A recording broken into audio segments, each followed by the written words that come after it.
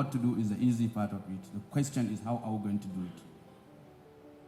Hydrocarbon brought us to where we are today. And hydrocarbons should be able to take us out of where we are today. So, but significant investment has been done. We have redundant capacity today. I'm sure the contractors will say it. How many rigs are working in Nigeria today? How many vessels are out there doing nothing? How many of all the lifting capabilities that we have are idle today? They are eating money because we have to maintain them.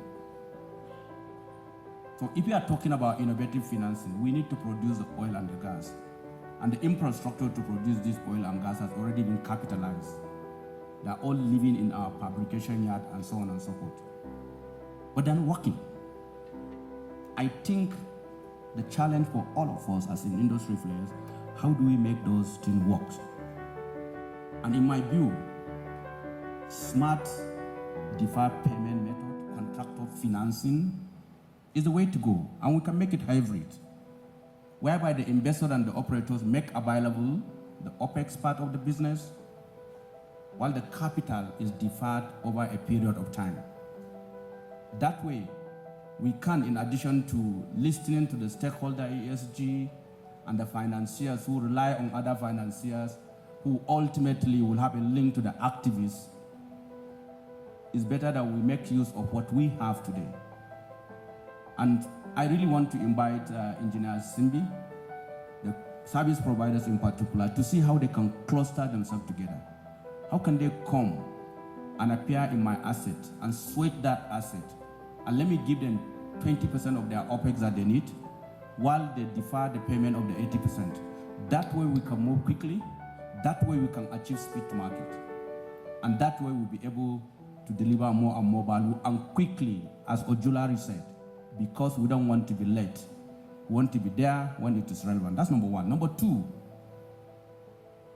we all know truly that every environment should be able to be a self-attractive for capital.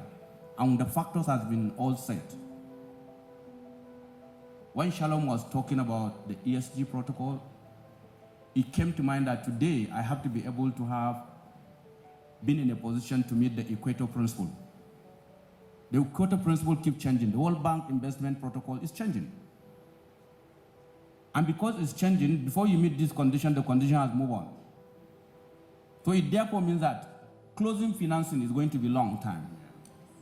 And projects become irrelevant before you close the financing. Today, the opportunity that you have, you want to capture today.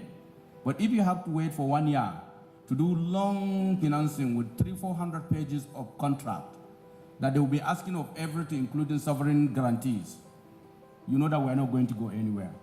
We need to be able to say, those 5 years, go to work, and go to work tomorrow. Lastly, we cannot take away from what I have listened to everybody. We need to be self-reflective as individual and as a nation. Are we ready in terms of capability and capacity, particularly professionalism? Are we ready for today? If we can answer that question, then it means we can easily get ready for tomorrow. But I'm not sure whether we can all with sense of confidence. Bayo and I were talking today. IT is no longer a eureka. IT has become learning how to do writing. If you can't write, they say you are not literate. So if you can do IT, if you cannot do IT today, you are not literate. How many of us can we say that we are IT literate? How many of us know what it takes to collaborate and to negotiate and to do emotional intelligence to bring people together of various contract and creative balance? This is where we need to focus on. And I really want to thank each and every one of us for bringing the issues that we need to do at long time. But I like the concept of decentralization. Our relevance must be anchored to what our reality. What works in America and Europe may need to be buried to reflect our own. I agree completely. We can no longer going to be able to meet our energy security mandate if we rely on baseload electricity. Simple reason is we have a lot of nomadic society, be it where Simbi and I came from. By the way, I came from Iruga, probably 3,000 people. Simbi's community, I don't know. How many square meters? and how many people are there. To say that you are going to take grid electricity with complex transmission infrastructure that is very expensive, a 2,000 people village that need only light, need fan, and need little bit of refrigeration for 8 hours. This is where good candidate for decorating their roof with solar panel will work, especially if you are far in the north. And this is where we can achieve the 4 A's of energy security, making the energy available, making it accessible, making it affordable, but most importantly, in an acceptable manner. And I think this is where I want all of us to focus. And I'm really sorry to say I broke the protocol, but it's important that we try to do the PowerPoint as a medium to long term, but on a short and immediate term, how do I get work to all this indirect investment that have been done, that has been done in anticipation of a very aggressive growth trajectory in our industry. Thank you very much.